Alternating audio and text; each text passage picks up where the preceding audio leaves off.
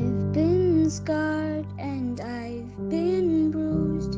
I have learned just what to do. I need to leave my past behind me. I need to look to the future. No matter what will come, no matter what I've done, I know just what to do. And that's all because of you. Hello, you okay family? Welcome back to my YouTube channel. Welcome. Thank you so much to the people that keep on ever showing us love and sharing our videos and recommending us to people that think will benefit, and show me some love in the comment section. We appreciate you so much.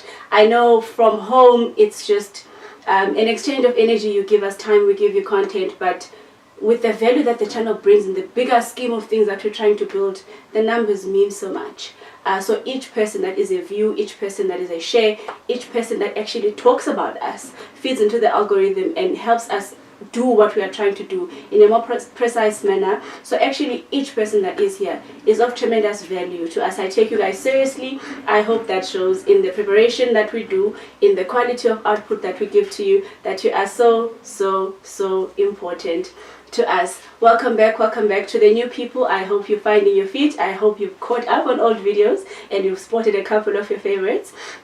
Housekeeping as well, I wanted to introduce you guys to a bit of a change that we have again now. To the people that follow me on social media, they will have seen that I'm going back to school this year. So I'm a first year doctoral candidate. So to mitigate for time management, I've decided to shoot UK videos in one day for a couple of Tuesdays. So you may see that there isn't sync between what you know is actively happening on social media and what the channel is saying, because actually the videos were shot ahead of time, and that's so I'm able to deliver the content to you and devote time to my studies as well. So yes, round of applause for me, guys. I forgot to share that with you last time. I finally got admitted to the PhD program, so I'm so happy, so anxious, but I think this will work, where I give this to you and I give that to myself at the same time. This means that when you have a suggestion that you are saying to us, we may not be able to implement it imminently because we are likely to only be shooting again in a month's time, if that makes sense. So if you like, if volume, guys, we can't attend to the volume problem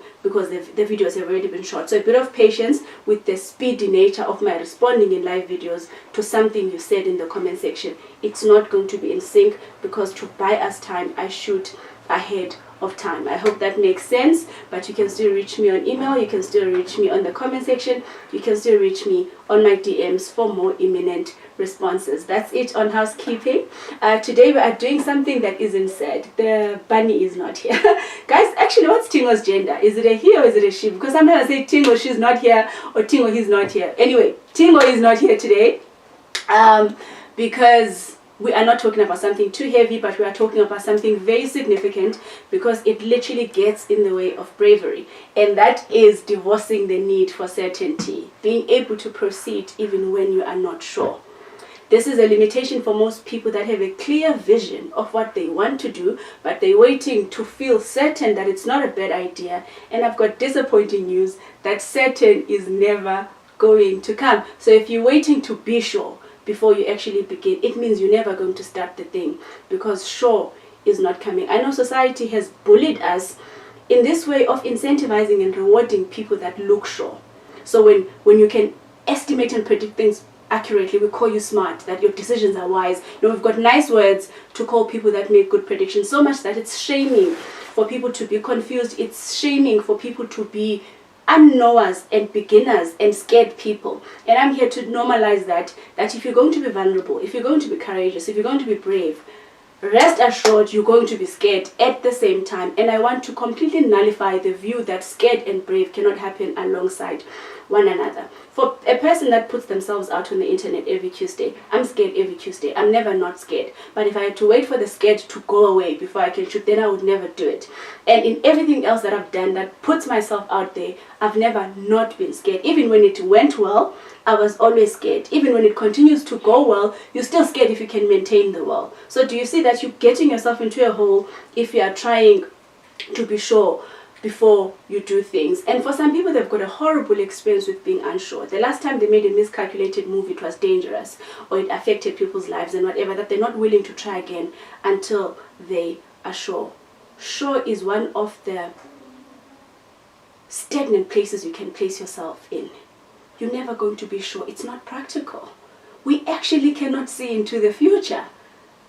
Foresight and controlling the future is not the same thing. Humans are different from animals in that they can use past experiences to estimate what is likely to happen in the future.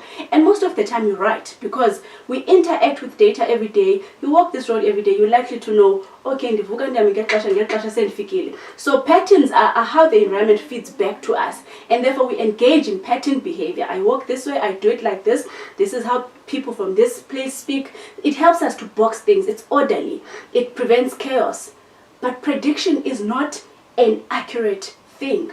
So in your planning, I recommend you try and be prepared. You try and be ready. You try and research and think. You surrender to the fact that actually you don't know and you're never going to know for sure. And divorce this need and appetite for certainty. I'm all for preparation. I prepare a lot for the channel. I'm all for diligence. But you're never going to be sure. You're never going to be sure. It's not a practical thing that you are longing for. And mostly it's intelligent people that want a perfect, precise, and sure outcome, which is puzzling, because if you're smart, then you should also know that you should bid for odds that are actually likely to happen, and perfection isn't an odd that can happen. So for smart people, that's very confusing, that as intelligent as you are, you're waiting for something that is impossible to come. So let's try things like, do you feel prepared? That's a different story altogether. And making friends with fear. We actually have a video we did very retrospectively that said emotions aren't the enemy. Refer back to that video. How fear sometimes actually acts as your friend. Fear will tell you that the stakes are high. You need fear to be in there in your planning. To tell you, there's many people that are great and doing this very same thing. Fear, sure. And the answer is no, I'm not sure. Fear is that guy that says, have you thought about this? What if it fails? So it actually makes your planning so comprehensive, because it says, what about this? Then you've got an opportunity to rectify that. Then fear says, what about this? Then you've got an opportunity to rectify that. Then it says, what about that? Then you've got an opportunity to rectify that as well. So if you listen to fear often enough and you partner up with fear and fear becomes your ally, your planning actually becomes more comprehensive. What fear isn't allowed to do is to make the decision on your behalf. Your decisions should always be made from your internal executive, whatever that is. We all have a place where you're like, when I make sound, sober decisions, I don't make them from this place. Listen to fear, but don't let fear make the decision. Sure is protective. It makes us feel like we're less vulnerable than what we actually are. And we all want the subjective confidence of feeling like should danger come, it wouldn't catch you off guard. This is what we all do. We all think if you can see the pain coming, it won't hurt as bad. Wrong. It hurts as bad. If something is going to hurt, it's going to hurt so badly. People that have lost people that they love can tell you this, that they can go to hospital every day and see that they may not make it, and be scared that they're not going to make it. And when they actually don't make it, all of those rehearsals they were doing don't actually help.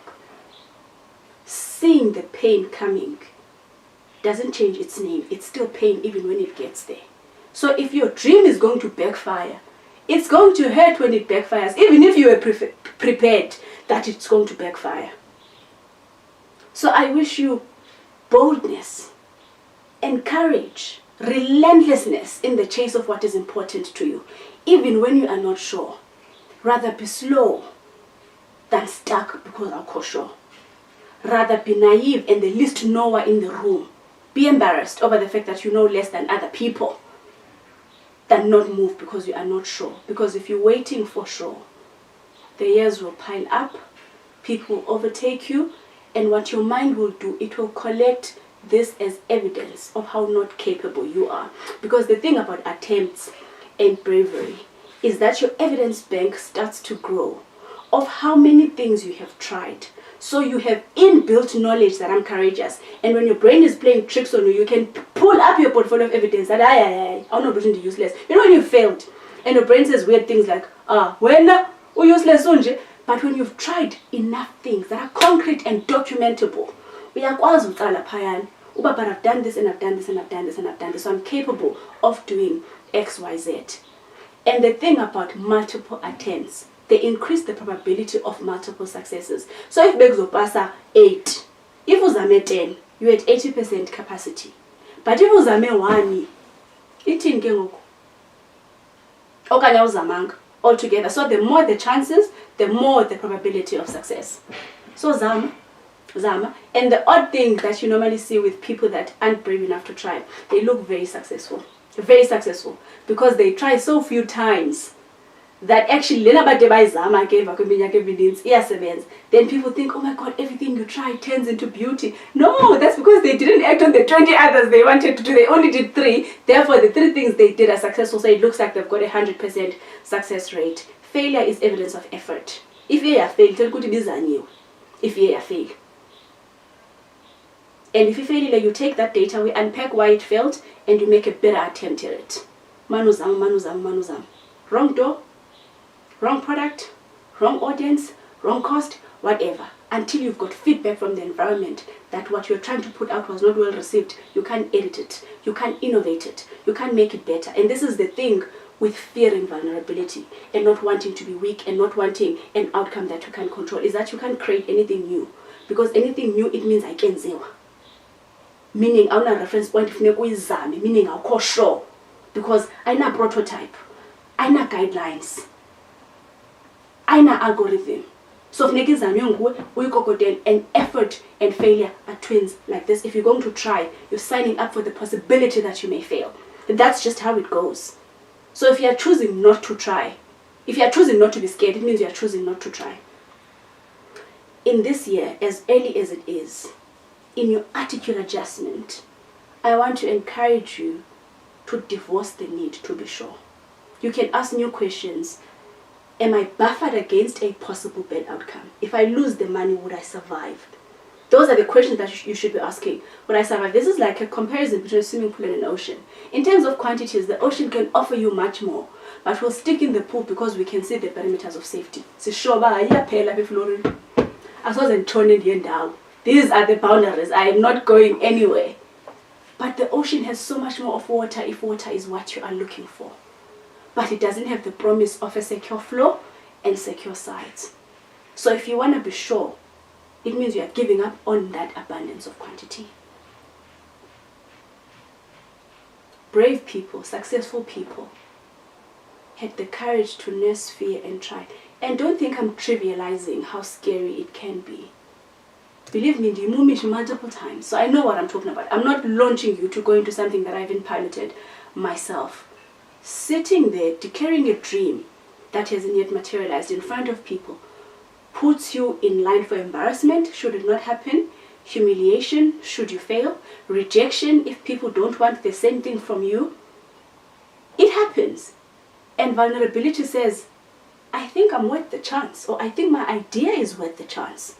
So yes, those things may happen, and being vulnerable means I can't control the outcome. That's what being vulnerable and courageous means. It means and divorcing the need for certainty says, be that as it may, I think I'm going to give it a try.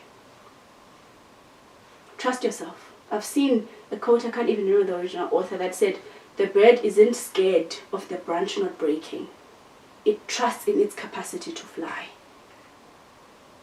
And that quote resonated so much with this topic for today, that you gotta invest in inbuilt resources inside of you, so that you know, yes, it may backfire, but I'm going to be fine.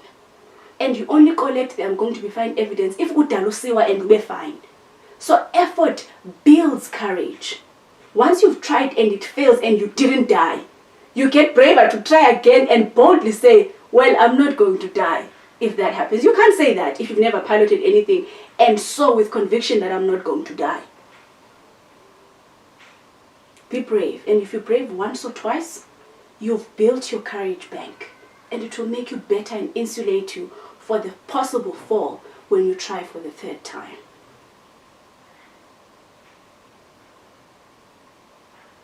you're never going to be sure. Surrender to the fact that we actually can't control life. We influence it, we predict it, we estimate it, but there's an element where you have to give yourself over to the happenings of life, because they're going to happen. They're going to happen. Whether you imagine the pain when you are resistant towards it, the inevitable. Guys, you feel like as soon as you are born, it's inevitable. Because we are built as imperfect humans. So in your reflections of your 2020, in your planning of 2021, and your vision boards, and your documenting and diarizing and journaling and listing of things you'd like to achieve, one thing that will be a hindrance that I wish you the courage to divorce is waiting to be sure before you can try those things. So try other things. Do I know enough? Would I survive? Am I insulated against danger? Am I around people that would catch my fall? Those things you can do and fix and take your time to assemble resources in place. It's different when someone is trying to say, I'm assembling resources should that thing backfire.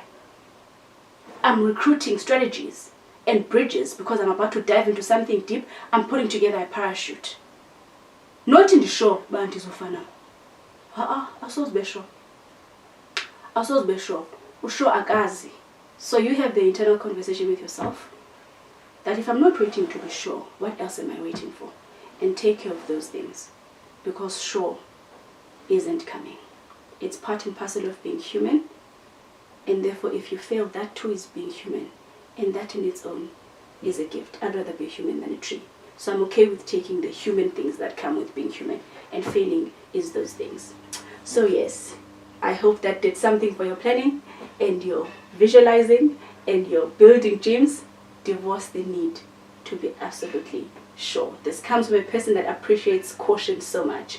You know, people call me an over planner and a bit pedantic, and even all of that, I'm normally curating exit plans should I need to exit, gathering a fire extinguisher should stuff burn up, but I'm not waiting to be sure, because I've come to understand that sure is not coming. It also helps me surviving the difficult thing, because as I'm trying to build it, sure, the answer is no, I'm not. I'm doing what I think is best with the data that I know, and beyond that there isn't much else that I can do. So I hope you can divorce the need to be sure, and like that bird, trust in your own capacity to fly. Not what if the branch falls, is it secure enough? Maybe it's not. Even if it is, you can never be sure. Sasisho ngo-2020 vele wathatha off ramp, so nje into yoba sure nathi ayisebenzi. So divorce the need to be sure. I wish you bravery and curiosity instead. Ask yourself, what's going to happen? How am I going to deal with it when it happens? And approach your life from a stance of keenness to learn instead of wanting to be sure. Thank you, thank you, thank you.